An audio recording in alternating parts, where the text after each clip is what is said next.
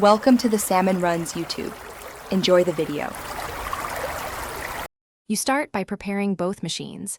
Enable remote desktop on the host and confirm the client supports multi-monitor sessions.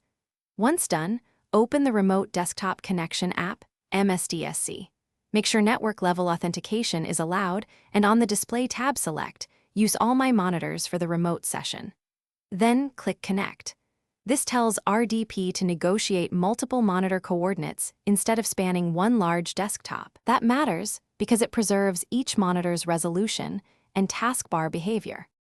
Next, configure how the session presents multiple screens.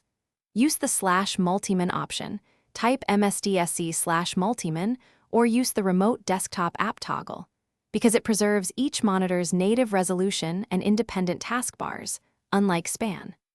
Make sure your local monitor order and primary display are correct in Windows display settings before you connect.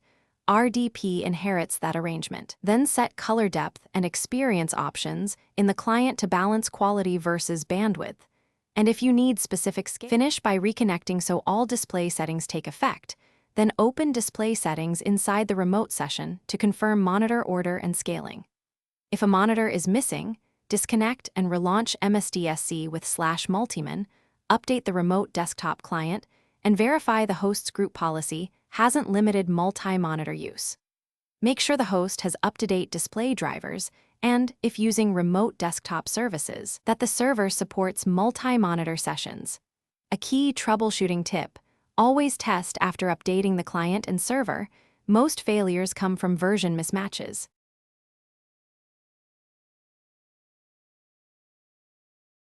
Thanks for watching.